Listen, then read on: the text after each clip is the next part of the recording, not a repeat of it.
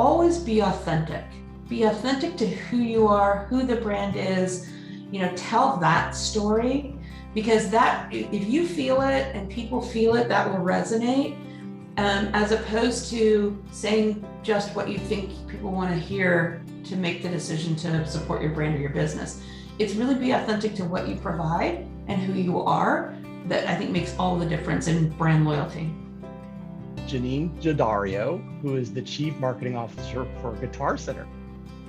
I started out my world in the beverage business. I worked for the Coors Brewing Company for about 10 years. Moved to Pepsi, where I worked on carbonated soft drinks. I moved from Pepsi. I was recruited to the Walt Disney Company, which has been a brand I'd always admired, and ultimately was the VP of marketing for infant, toddler, and preschool brands. And then I was recruited to a role at Stanford, which was a really interesting opportunity. I'd been at Disney for 10 years, and my thinking was, huge company, probably the likelihood of me moving up to a CMO role in a company of 200,000, probably a little lesser odds.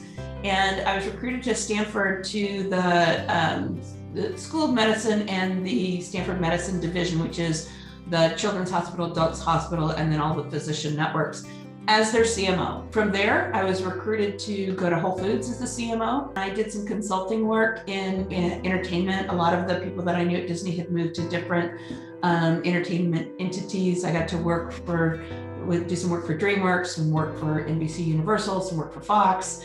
And then a friend of mine asked me if I would step in. She'd had a crisis in her company with their CMO who had departed. And so I stepped in at Applebee's to help her through that transition. And then ultimately was recruited to come to Guitar Center. Being flexible and thinking through what do you really want in the opportunity, it's hard to move your family. It's hard to move, your kids, your spouse, all of that. The best advice that I would give anybody is give it a try. Consider it an adventure. Humor. The way you break the ice, it's the way that you kind of make difficult situations a little bit less so, and having fun is part of it. So it's sort of that tie-in of your best, kind of willingness to be adventurous and optimistic and have a sense of humor and just a little sense of fun. We had to close stores for a period of time. We had to pivot very quickly to support, more dramatically support our online business, which is where consumers were moving. With store closures and, with everything that we were dealing with in 2020, we had to furlough people and we had to lay off people, and that is gut-wrenching. The need to be nimble and when to be nimble and how to be nimble. Sometimes it's forced on you, and then sometimes you have to stop being nimble and get back to sort of really strong strategic planning. And you have to know when. And I think up until the pandemic, we would never have thought about that. The level of intellectual curiosity, willing to go find the comparatives, looking to see what's out there, looking what the competitors are doing, looking what non-competitors in other spaces are doing, asking questions and being curious. And for me, it's been that same thing that has kept us going is, finding inspiration in what others are doing and the success that others are having. That willingness to look at things differently, to examine things, not from just what I know, but based on, multiple perspectives. To me, that's a really important part of being a marketer, because you're talking to consumers and there's no one thing that is a consumer, right? Consumers are multifaceted. They're all different and have different needs and ways of satisfying those needs. And so really being able to understand different perspectives and look at things with different perspectives, to me, is inspirational. You hear about, in our business, we look at the musician's journey, and musicians' journeys are different across every instrument, where they come in, their skill level, what they play, the genre they play. It's all different. And so having that kind of willingness to look at different perspectives, I think, is really important. And it also allows us to create more of a personal connection to the customer. One of the things that I think we try to do is make risk okay.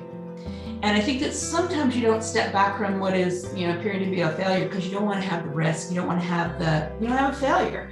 And so you try to create failure as it's a learning opportunity, right?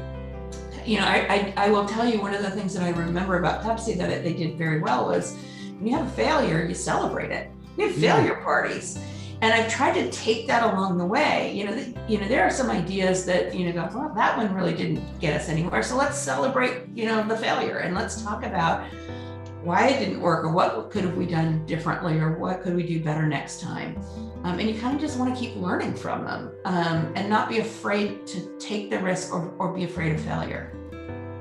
We did a campaign last fall in the middle of COVID that I thought was wonderful. I still love it. We sort of stayed with it a little bit, and that was our Make Music campaign, where we talked to artists and had them share why they make music, why it matters to them. And in the moment of COVID, felt so right. Our team did a spectacular job with it. So that's one I'm really proud of. And then another one, it goes back to my time at Stanford.